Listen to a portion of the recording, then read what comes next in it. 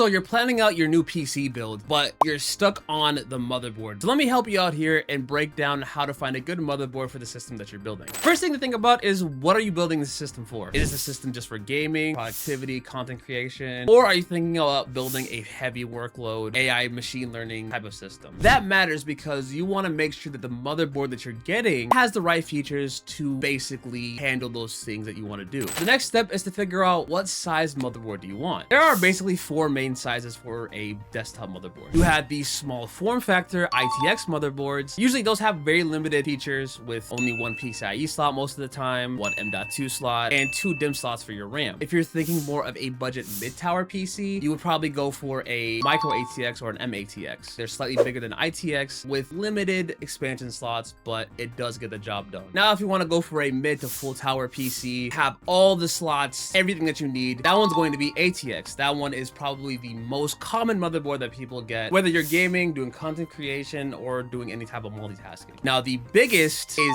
eATX. That one is more for basically those super high-end extreme builds that are probably made for like AI training or machine learning or stuff like that. Next, you want to make sure that the motherboard that you're looking at is the correct socket for your CPU. For AMD, they have AM4 or AM5, and for Intel, they'll have LGA 1700 or LGA 1851. Those are the most recent ones, and anything before that is kind of obsolete if you're building a new system right now. For example, if you have a Ryzen 7 5800X3D, that would be on the AM4 socket. Or if you're looking at like the i7 12700K, that's going to be the LGA 1700 socket. Hopefully that gave you a better understanding on how to pick out a motherboard, because that stuff is a little confusing.